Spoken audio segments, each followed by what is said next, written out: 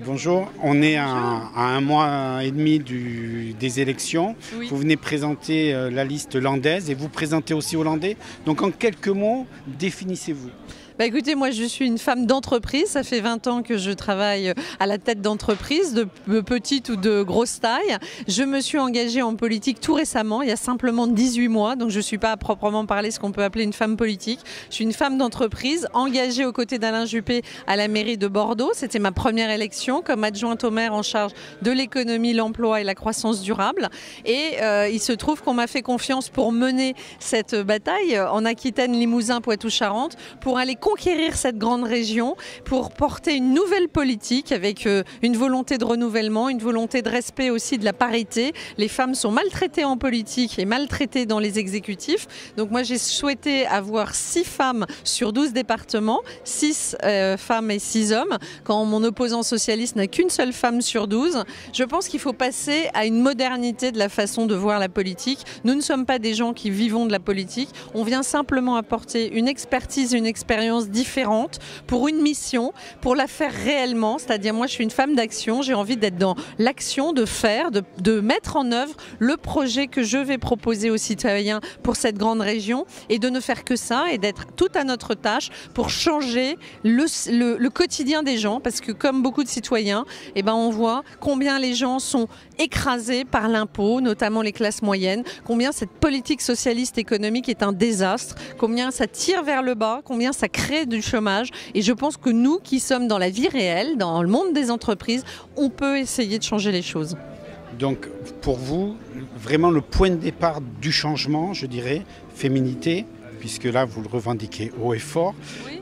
Économie, parce que c'est vraiment un terme qui revient plusieurs fois, Oui. et changement Oui. des gens placés. Oui, c'est du renouvellement. D'ailleurs, vous allez le voir dans les Landes. Ma tête de liste landaise, c'est Pascale Requena. C'est une femme qui, là encore, n'a pas fait 30 ans de politique. Et je pense qu'on a besoin d'avoir un nouveau regard, d'être un peu novice en la matière, nous apporte une forme de fraîcheur, mais surtout du recul. Et puis surtout, la connaissance du monde réel. Voilà, on a les 2 pieds solidement ancrés dans le réel. On n'est pas déconnecté de la vie des gens. On est au contact des gens parce qu'on est nous-mêmes, comme les gens le sont. Simplement, on a fait un choix à un moment donné, c'est de dire ok, on s'investit personnellement, on se présente à une élection, mais sinon on est dans le vrai monde, le monde réel. Et moi je crois à ce renouvellement-là, je crois qu'il est indispensable. Moi je suis une candidate hors système, je n'appartenais à aucune formation politique il y a encore très peu de temps. Ce sont les Républicains qui m'ont fait confiance pour porter cette liste, qui est une liste d'union, les Républicains, l'UDI, le MoDem, CPNT, parce que là encore, quand on n'est pas sectaire, quand on n'est pas formaté aux appareils politiques, c'est plus facile de faire l'union parce qu'on se rejoint sur des valeurs communes et surtout sur un projet commun. Et ce projet-là, c'est toutes les formations politiques que j'ai la chance aujourd'hui de représenter, de la droite et du centre, unis pour changer cette politique en Aquitaine, en Limousin et en Poitou-Charentes. Aujourd'hui, présentation de la liste, mais aussi les 2-3 premiers points forts de votre programme. Oui, notre programme il est déjà prêt et on le divulguera en détail aux citoyens dans quelques jours ou semaines. Mais effectivement, les points forts du programme, c'est d'abord et avant tout de mieux gérer l'argent public. Ça, je crois que c'est une nécessité absolue. Aujourd'hui, c'est l'argent des citoyens, c'est les impôts des gens. Donc il faut qu'ils sachent où cet argent va et pour en faire quoi et essayer d'optimiser la gestion. Moi, je suis une gestionnaire, ça fait 20 ans que je le fais et je crois qu'on peut le faire mieux, qu'on peut réduire la dépense inutile, qu'on peut mieux gérer l'argent public. Ensuite, pour moi, le développement économique est majeur, mais ça va passer d'abord et avant tout par un vrai plan sur le numérique, parce que le numérique, c'est la modernité. On ne peut pas se satisfaire d'avoir simplement 50% de la population couverte en très haut débit à horizon 2022. Il nous faut du numérique partout sur les territoires. C'est ça qui fera vivre nos campagnes, c'est ça qui redonnera l'oxygène à la ruralité pour faire du développement économique. On ne peut pas attirer des entreprises si on n'a pas aujourd'hui du haut débit. Et donc on a besoin de ça. Quand je vois que mon opposant socialiste met 0 dans le contrat de plan État-région sur la téléphonie mobile, aujourd'hui c'est plus possible de ne pas être joignable sur un téléphone portable, quel que soit l'endroit où on se situe dans cette grande région. Autre grosse différence avec mon opposant socialiste, c'est que moi je veux mettre beaucoup d'argent sur les routes, parce que là encore c'est un outil de développement économique et de désenclavement des territoires. Et nous avons encore beaucoup à faire en la matière, avec l'État bien sûr, mais la région ne peut pas se laver les mains des routes et doit investir dans la modernisation de notre réseau routier, surtout sur les routes nationales, les routes départementales étant de la compétence bien évidemment des départements.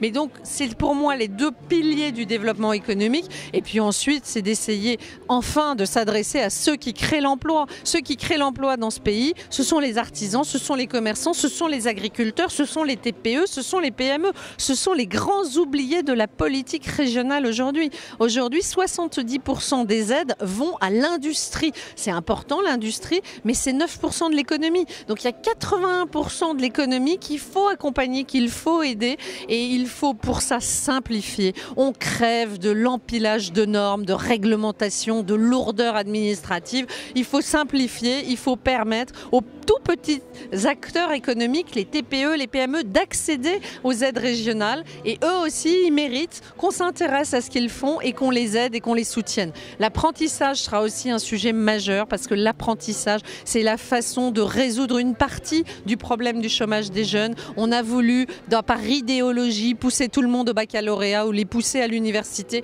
On crée du chômage alors qu'on a des gens talentueux. Le travail de la main, c'est noble et il faut qu'on remette nos jeunes dans des formations en apprentissage, en les aidant à la fois dans les transports et dans l'hébergement, à aller vers des entreprises qui sont prêtes à les accueillir, à condition, là encore, qu'on les aide un petit peu plus que ce qu'on a fait aujourd'hui, parce qu'il n'y a plus d'avantage fiscal pour les entreprises d'avoir un apprenti plutôt qu'un salarié normal.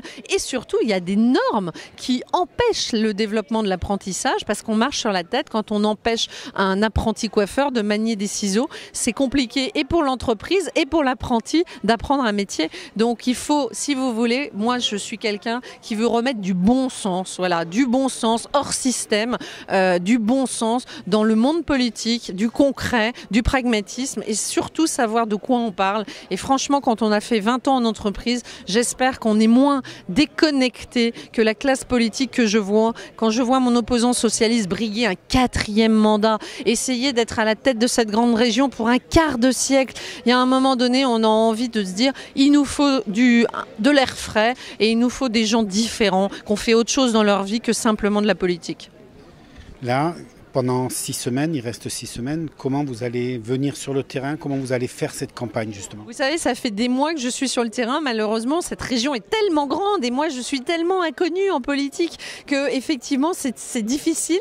Du coup, j'ai été beaucoup sollicitée par les médias nationaux et j'ai répondu à l'appel des médias nationaux. Quand ils m'invitaient, j'ai saisi ces opportunités d'essayer de me faire connaître, d'essayer d'utiliser la télé, la radio et vous-même vous y participez en m'interviewant pour qu'on ait la parole et qu'on puisse exposer notre projet, notre envie de changement. Mais c'est aussi beaucoup de terrain. Donc je suis aujourd'hui à Mont-de-Marsan, je serai tout à l'heure en Lot-et-Garonne. J'étais hier dans les Deux-Sèvres. Simplement 12 départements, 84 000 km². On ne peut pas être partout. On ne peut pas malheureusement être à la rencontre de tous les citoyens parce que c'est un délai très court. Il nous reste, comme vous le dites, 6 semaines. C'est court pour se faire connaître. Et donc moi je compte beaucoup sur les relais d'opinion que sont aussi les médias, les relais d'expression qui nous permettent d'exposer notre projet, de montrer notre différence. Vous savez, les gens aujourd'hui, ils en ont ras-le-bol de la politique, ils en ont ras-le-bol d'entendre les mêmes discours depuis des années, ils ont envie, je crois, d'autre chose et on essaye d'incarner ça et d'apporter ça. Encore faut-il qu'ils se rendent compte qu'on existe et qu'on est là pour justement mener une autre politique. Donc j'espère qu'ils feront le bon choix et qu'ils choisiront la liste que j'ai l'honneur de conduire, de la droite et du centre, unis pour un projet de renouvellement.